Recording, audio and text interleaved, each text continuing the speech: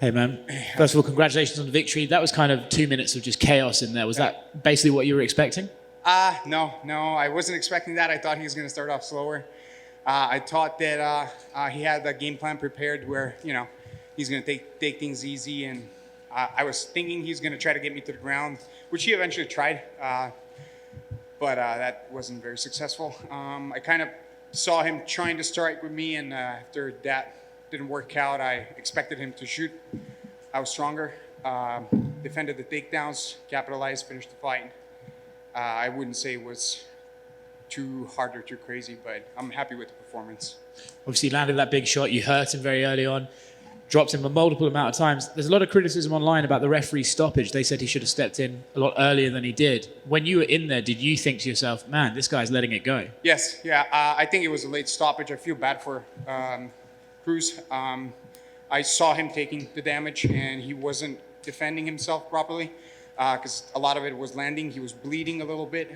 So I thought that it could have been stopped sooner. His corner was yelling, he's gassing out. I wasn't gassing out. Of course, my tempo was slowing down, but I wasn't gassing out. I was preparing for this fight. I had a full camp. I could have kept that going. Momentum. I hope he's okay. I hope nothing bad happened. I mean, I don't think it was too crazy, but it definitely could have been stopped a little bit sooner just so he can get back in the game a little bit sooner. But yeah, this is what it is, That's the fight game. You sign up for it.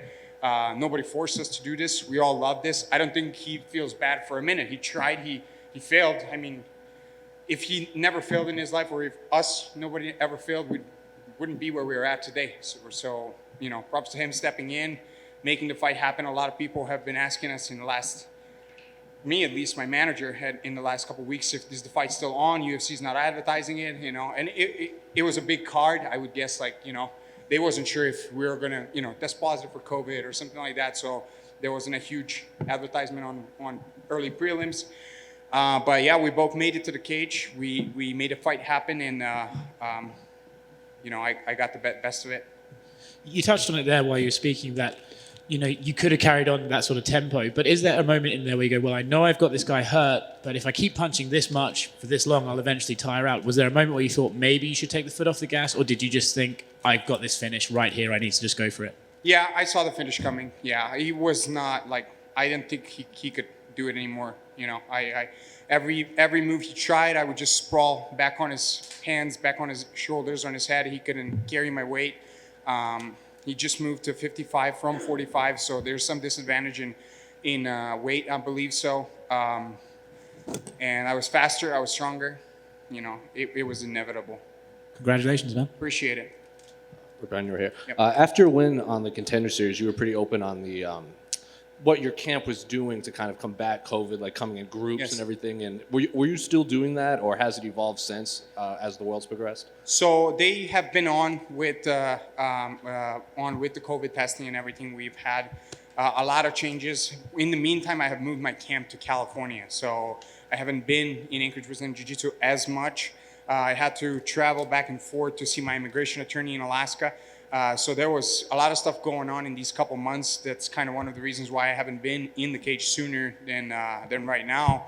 But I didn't get a chance to look closely into what has been going on. But I know that some of the Alaskan laws have changed as far as how many people you can have. So they added the additional space to the gym. So they kept keeping up with the new restrictions, and then close it down a little bit and then open it back up. So I think it's getting a lot better right now. As I said just minutes ago in another interview, states are opening back up. Texas is leading the way. I'm honestly very happy to hear that and see that, and then it's about time for this country to get back on the feet. And this is a huge sport, and it's taking a lot of momentum right now. People love to see it. Everybody are following a lot.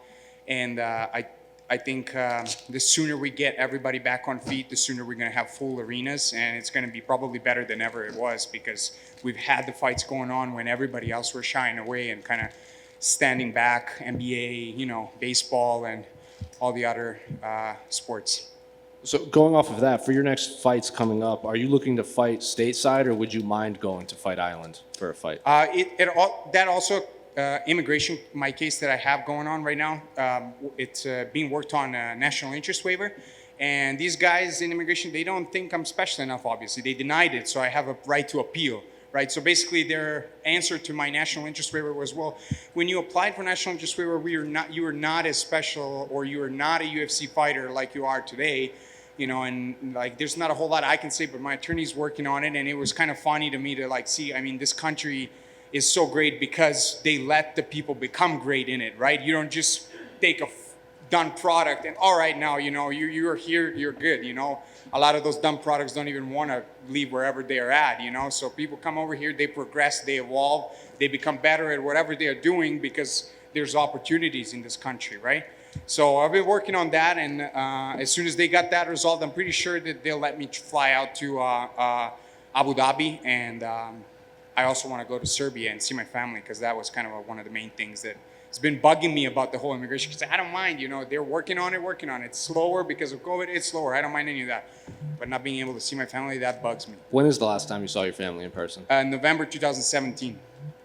Yeah, it's been a long time. You know, before that, I lived with my parents. I went to college. I never left home for longer than 15 days. And then I leave, and I was gone for like 2 years. Then I visit them. Then I was gone for like 3.5 years. So it's kind of, I'm like, come on, guys, give me a break a little bit. I'm doing good things here. I'm not trying to screw anything up, you know. It's but that's what it is. It's paperwork.